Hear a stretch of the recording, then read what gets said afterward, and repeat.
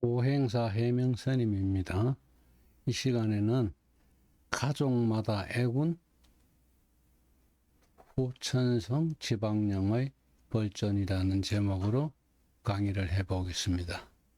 살다 보면 이런 집안들이 있죠. 가끔은 가족 구성원 전체마다 애군이 연결이 되고요.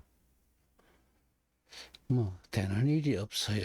가족 모두가. 이런 경우에는 지방령의 영향을 벌전을 생각해 봐야 되는데, 지방령은 선천성 영혼이 아니고 후천성 영혼이기 때문에 후천성 지방령의 벌전, 이렇게 제목을 잡아왔습니다. 자, 그러면은 지방령의 피해가 어떻게 나타나는지를 한번 볼게요. 멀쩡하던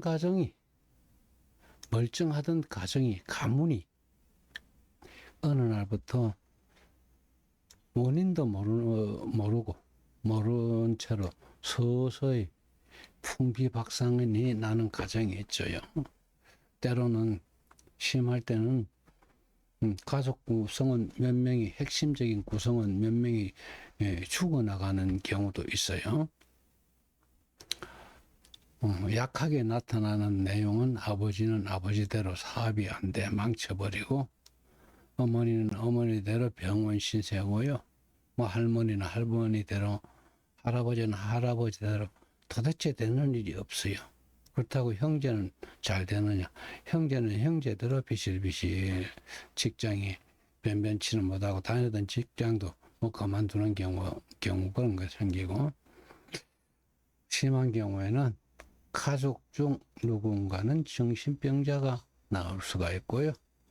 온 가족에게 이처럼 애군이 따른다 하면은 도대체 안 된다. 이런 경우에는 가족 내의 지방령을 의심해 보는 것이 좋을 겁니다. 틀림없이 지방령이 있기 때문에 지방령의 벌전이 이렇게 엄청난, 가족 전체의 엄청난 피해로 다가오기 때문에 이런 일이 나타날 수 있다고 보는 겁니다. 내 사주 때문에 도대체 되는 게 없어요. 아버지는 아버지대로 안 되고 어머니는 어머니대로 안 되고, 이런 질문을 받을 때가 있어요. 자신의 사주 때문에 가족이 고통 받는다. 절대 이런 일은 없습니다. 어떤 경우에라도 없어요. 아버지는 아버지 사주대로 살아가는 거고, 어머니는 어머니 사주대로 살아가는 겁니다. 자신은 자신대로 살아가게 되고요. 그래서 사주는 개인용이라는 겁니다. 근데 여기서 사주라는 내용이 나왔는데요.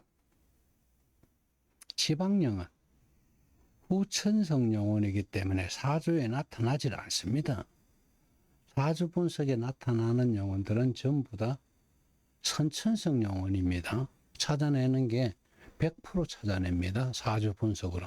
선천성 영혼은 100% 찾아낼 수 있는 게 선천성 영혼인데요. 살아가면서 달라붙게 되는 후천성 영혼은 사주 분석에 나타날 수가 없지요. 내가 살다가 갑자기 어느 날 사고로 죽었어. 내 사주는 있는데 그 후에 죽은 거잖아요. 이래서 지방령은 후천성 영혼이라 그러는 겁니다. 그래서 후천성 영혼인 지방령의 영향은 사주에 나타날 수가 없고, 여기서 아버지는 아버지대로, 어머니는 어머니대로, 자신은 자신대로 살아가는 게 개인용 사주이기는 한데, 이거는 선천성 영혼에 관한 거고요. 후천성 영혼은 그렇지는 못해요. 가족 전체에 영향을 미치는 겁니다. 그렇다고 그걸 찾으려 하니까 사주에 나타나지도 않아요. 그래서 그게 찾는 게 애매할 때가 많습니다. 왜냐하면은 지금은 이제 핵가족 시대가 되다 보니까 사촌 간에도 잘 모르는 경우가 많아요. 심지어 나한테 오는 신도 한 분은 어머니하고 빗떨어져 갖고 한참 몇 년 동안 안 가봤는데, 어느 날 그래도 어머니라고 찾아가 보니까 어머니가 죽고 없더래요. 이게 현 세태입니다. 현재 살아가는 세상의 세태. 그러니까 형제간에도 잘 모르는 경우가 있습니다. 사실은. 그래서 지방령은 찾기가 굉장히 어렵다. 가족들은 사주도 없는 사람으로 만들어서는 안 됩니다. 아버지는 아버지대로, 어머니는 어머니대로, 자신은 자신대로 살아가기 때문에 사주는 개인용이다. 그래서 가족들은 사주도 없는 사람으로 만들어서는 안 되는 거고요. 자신의 사주를 분석하면서 아버지, 어머니 아니면 배우자를 묻는다. 이거는 사주가들에게 말장난을 요구하는 것이나 다름이 없는 겁니다. 아버지는 아버지 사주를 놓고 분석을 해봐야 되고요. 어머니는 어머니대로 사주를 놓고 분석을 해봐야 되고요. 특히 배우자는요, 나 자신과 같은 조상이 아닙니다. 배우자는 성씨도 가문도 나하고 다른 겁니다. 그렇게 아시면 돼요. 그래서 사주는 개인용이다. 개인용의 사주를 가지고 아버지, 어머니를 내 사주를 보고 묻는다. 배우자를 내 사주에서 묻는다. 배우자의 운을. 말장난 요구하는 그런 꼴밖에 안 된다. 이렇게 하시면 되고요. 어떻든 별다른 원인도 없이 가족마다 온 가족에게 연이은 애군이 따르고 있다면 지방령이라는 건 포성줄에 손발이 묶여있는 영혼을 말합니다. 지방령의 벌전을 의심해 볼 수밖에 없는 겁니다. 별다른 원인도 없이 온 가족 전체에게 애군이 따르고 연속이다 이런 것 하면 지방령의 벌전을 의심해 볼 수밖에 없다. 지방령은 후천성 영혼입니다. 좀 전에도 얘기를 했죠. 지방령이라는 것은 살아가면서 따라붙게 되는 후천성 영혼이므로 사주 분석으로는 절대로 나타나지 않는 겁니다. 그러니까 사주가 다가 아니다. 보통은 사주를 이제 얘기를 하고 뭐가 안 되는데요, 뭐가 안 되는데, 가족 중에 누가 안 되는데 이런 얘기를 듣는데 사주 분석이 만능이 아니다 이래 하시면 됩니다. 후천성 영혼은 사주에 나타나지 않기 때문에 그렇습니다. 그러므로 지방령의 정체는 사주 분석만으로는 밝혀낼 수가 없습니다. 중요한 얘기입니다. 지방령의 정체는 사주 분석으로는 절대로 밝혀낼 수가 없습니다. 지방령의 정체는 그 가족들이 밝혀내야 됩니다.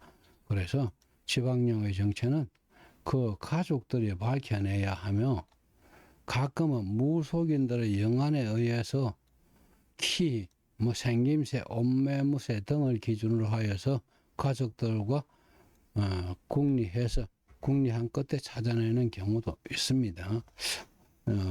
나는 무당들을 인정을 안 합니다. 그렇지만 무당들이라 해서 전혀 콩밥만 먹는 그런 사람들이 아닙니다. 귀신의 모습을 봅니다. 보긴 하는데 그게 누군지를 모르기 때문에 이제 문제가 되는 거예요. 그래서 무당들은 너무 무시해서도 안 되고 너무 믿어서도 곤란하다 이렇게 되는 겁니다. 그래서 지방령이란 어떤 것이냐? 지방령이란 어떤 영혼을 지방령이라 하느냐? 비명행사를 한 비명행사, 자살, 타살, 사고사, 교통사고사, 물에 빠져 죽었다, 이런 걸 얘기하는 비명행사를 한 영혼으로서 한 영혼이면서 살아가면서 붙게 되는 후천성 영혼입니다. 후천성 영혼인데 땅짓자 묵길박자거든요. 땅짓자 묵길박자요. 그래서 손과 발이 묶여 있는 영혼을 얘기를 하는 겁니다. 땅짓자 묵길박자라 했어요. 그 지방이라는 걸 굳이 한자로 쓰려고 그러면은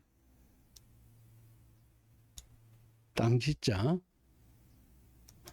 땅지자고요. 박자는 목길 박자입니다. 여기 나오나 모르겠다 보죠. 여기 나오네요. 요것입니다. 0. 이렇게 되는 겁니다. 그래서 지방령이라는 거는 살아가면서 붙게 되는 후천성 영혼으로서 손과 발이 포성줄에 꼭꼭 묶여 있는 영혼을 말하는 겁니다. 손과 발이 포성줄에 꼭꼭 묶여 있다. 움직일 수도 없고요. 밥상을 차려주더라도 손과 발이 묶여 있기 때문에 먹을 수도 없는 영혼을 바로 지방령이라 합니다. 이 지방령은 육친학적으로는 사촌 이내의 가족이나 친척입니다. 지방령은 살아가면서 따라붙게 되는 영혼이므로 사주나 운에서는 나타날 수가 없는 후천성 영혼입니다. 여러 번 지금 반복을 하고 있어요. 그러므로 지방령의 영향은 사주 분석으로는 불가능할 수밖에 없습니다. 그래서 사주 대놓고 우리 집안이 왜 이렇게 안 풀리나, 사주만 가지고는 다 알 수가 없다. 사주가 만능이라고는 볼 수 없다. 이렇게 얘기를 할 수가 있고요. 이것은 사주를 분석해 보더라도 지방령의 정체 파악은 할 수 없다는 것입니다. 지방령 일명의 벌전은 대략 12명의 원한기와 조상신의 벌전을 합한 벌전보다 더 험한 애군을 가져다 주는 것으로 파악이 되는 겁니다. 그래서 지방령의 벌전은 엄청나니까 혹시 가정 내에 지방령이 있다 그러면은 빨리 천도를 해서 그 벌전을 벗어나는 게 좋을 겁니다. 그러므로 사주 분석으로는 별다른 문제가 없는데도 가정마다 도대체 풀리지도 않고 가정마다 되는 일도 없고 줄줄이 이어지는 우환들, 또 이상하게 무속에 관련된 꿈을 꾸거나 때로는 헛것이 보이고 과대망상 등등이 있고 정신질환자가 있거나 이런 경우에는 지방령의 벌전을 의심해 보는 것이 현명한 겁니다. 다시 말해서 사주 분석으로도 안 나타나는 그런 애군이 따르면은 지방령을 의심해 보는 것이 현명하다, 이렇게 얘기를 할 수가 있어요. 자, 여기서는 지방령의 범위를 얘기를 해봅니다. 지방령이란 수명대로 살지 못하고 객사한 영혼이라고 얘기를 했고요. 첫째, 자살, 사고사, 행방불명사, 전쟁사 등등, 차사고, 물에 빠져 죽었다, 이런 등등의 비명 행사를 한 경우가 지방령이고요. 무속인이 죽게 되면은요, 무속인들은 무속인 본가, 외가, 시가, 삼가의 조상들을 전부 불러서 내림굿을 받을 때 손발을 꼭꼭 묶어 놓게 되는 겁니다. 무속인의 본가, 외가, 시가. 무속인은 당연히 그렇고요.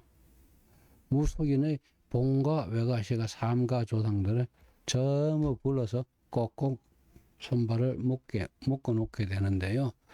이 경우는 150명이라고만 적어 놨는데요. 사실은요, 150명에서 200명 내외입니다. 이 많은 조상들 손발 묶어 놓고는 도대체 되는 일이 없어요.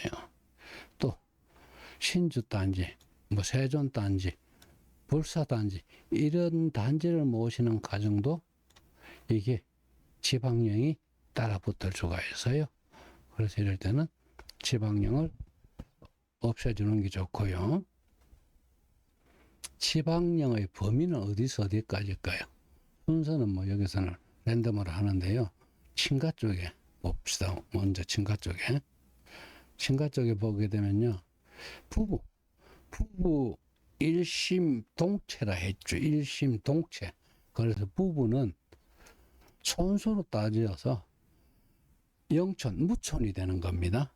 그래서 만약에 객사를 했다면은, 부부간에 객사를 한쪽이 했다면은, 이건 지방령으로 붙을 수 있는 영순위가 됩니다.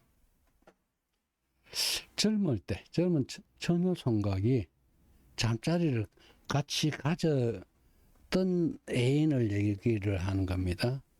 잠자리를 같이 가졌던 애인 어느 한쪽이 객사를 했어요.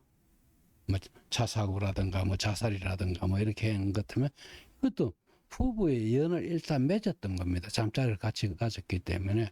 그래서 이것도 지방령 영순위가 되는 겁니다. 지방령으로부터 붙을 수 있는 영순위. 부모가 객사를 했다. 지방령 1순위가 되죠. 1촌이기 때문에. 자식하고도 1촌이죠. 이것도 지방령 1순위가 되고요. 객사를 한 경우를 얘기를 하는 겁니다. 정상적인 죽음이 되면은 지방령이 절대 아닙니다. 바로 황천세계로 가는 거예요. 형제는 2촌이죠. 누구라도. 형제가 객사한 형제가 있다면 지방령으로 붙을 수 있는 2순위가 되고요. 형제라도 자기 후손이 있는 거다면 자기 후손들한테는 1촌이잖아요. 자식이라 그러면. 그쪽이 1순위가 되고요. 나한테는 2순위가 된다. 이렇게 보면 돼요. 조부, 조모, 나하고 2촌이기 때문에 여기도 지방령으로 붙을 수 있는 2순위가 되고요. 정조부, 정조모 이런 객사한 정조부나 정조모가 있다면 지방령으로 붙을 수 있는 3순위요. 숙부, 백부, 숙모, 백모는 나하고 3촌이지요. 그래서 지방령으로 붙을 수 있는 3순위가 됩니다. 물론 숙부, 백부, 숙모, 백모는 그 자식들한테 먼저 붙을 수 있는 지방령 1순위가 되고요. 나한테는 3순위가 되는 겁니다. 고모도 나하고 3촌이죠. 그쪽 후손들한테 먼저 붙을 수 있는 1순위가 되지만 나한테 3순위가 되는 겁니다. 고조부, 고조모, 객사한 경우가 있다면 지방령으로 붙을 수 있는 4순위가 되고요. 고종 사촌, 이종 사촌 이런 경우에는 지방령으로 붙을 수 있는 4순위가 되는 겁니다. 사촌이기 때문에. 자, 외가 쪽에서도 붙을 수 있어요. 외조모나 외조부, 2촌이잖아요. 그런 객사한 외조부나 외조모가 있으면 나한테 붙을 수 있는 순위는 2순위입니다. 외삼촌, 외숙모 등이 객사했다면 나하고 3촌이니까 지방령으로 붙을 수 있는 순위가 3순위. 이모부가 객사했다면 지방령으로 붙을 수 있는 3순위, 3촌이기 때문에 외사촌의 형제자매 객사했다면 나한테 붙을 수 있는 지방령 4순위고 이종사촌 형제자매 4순위입니다. 이렇게 지방령이 붙을 수 있는 범위가 되는 거고요. 그 다음에요. 지방령, 영이라 했죠. 영은 이런 글자입니다. 그 위에 비우자가 있고요. 입구자 3개가 있고요. 무당무자가 밑에 있는 겁니다. 이게 영자인데요. 영의 품격은 비우자 위에 있고 입구자 3개가 나란히 있어요. 만약에 여기 하나가 위로 올라갔다면 품격 품자가 되는 건데 그 옆으로 이래 있으면 그냥 떠드는 모습밖에 안 돼요. 무당무자가 합쳐진 글자를 영입니다. 영이라 합니다. 자, 요 입구자를 봅시다. 요래 생긴 경우와 요래 생긴 경우. 요거 품격 품자고요. 이건 아무 의미가 없는 글자입니다. 그냥 떠들어대는. 그래서 입구자 3개가 모인 품을 품격 품자라고 합니다. 만약에 여기 영이란 글자가 이런 식으로 됐더라면 품격이 있는 영혼이라는 의미가 되겠지만은 그 품격 품자로 이렇게 생긴 것이는 없어요. 이렇게 생긴 글자 영자만 있는 겁니다.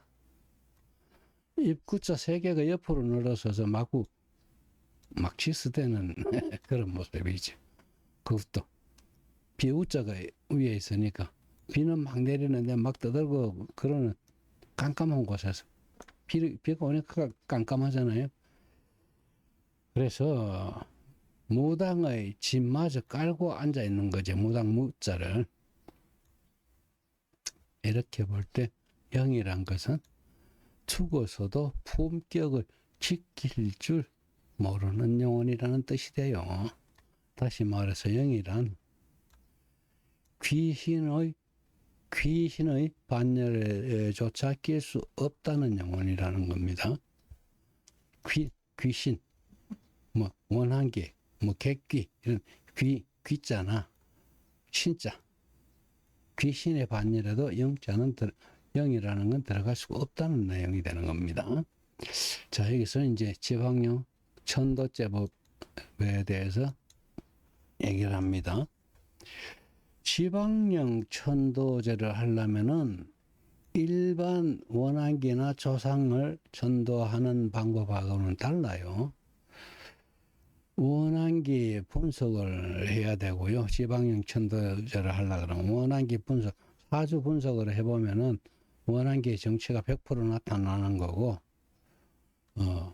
천도, 원한기 천도부터 해야 되는데요. 원한기는 사주 분석으로 나오는 거고요.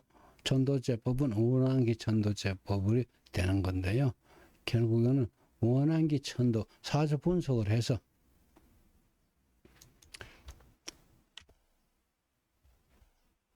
더 쉽게 좀 해야 되겠다. 사주 분석을 통해서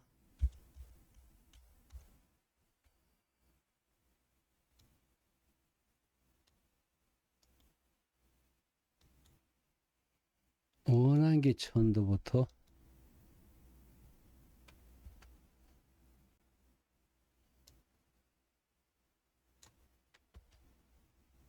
원한기 천도부터 선행을 한 다음에야만 지방령 천도가 가능하다는 겁니다. 그러니까 이제 지방령을 못 찾아서 막 헤맬 게 아니고 지방령을 찾기 전에 사주 분석을 통해서 원한기의 정체를 밝혀내서 원한기 천도부터 먼저 해놔놓고 지방령을 하나하나 찾아서 지방령 천도를 해야 됩니다. 왜냐하면은 지방령을 불러들이는 뿌리가 바로 원한귀이기 때문에 그런 겁니다.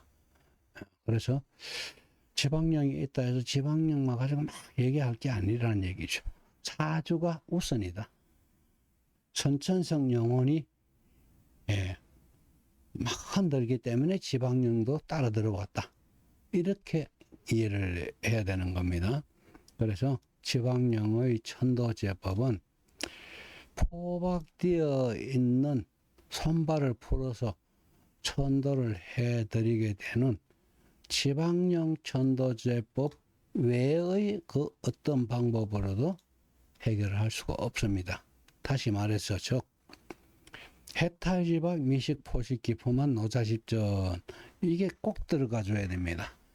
해탈지박이라는 거는요 손발에 묶여 있는 포성줄부터 풀어달라는 얘기를 하는 겁니다. 그 다음에 손발에 풀어졌으니까 이제 마음대로 움직일 수 있으니까 먹을 수 있잖아요. 미식, 포식, 기포막. 그동안 손발에 묶여서 못 먹었으니까 배가 얼마나 고프겠어요. 그래서 맛있는 음식으로 배를 채워드리고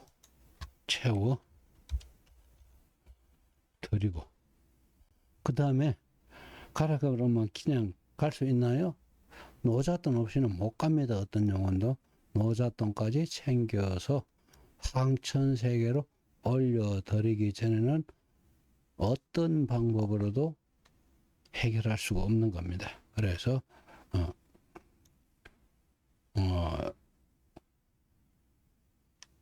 지방령 천도제법으로 꼭 써가지고 꼭 지방령 천도제법을 써서 지방령을 황천세계로 올려 보내드리게 되면은 지방령에 의한 벌전은 저절로 서서히 사라지게 되는 겁니다. 이렇게 해결하기 전에는 지방령 해결은 절대로 할 수가 없다. 이렇게 하시면 됩니다. 여기까지 오행사 해명 스님이었습니다. 여기까지 하고 끝을 내겠습니다.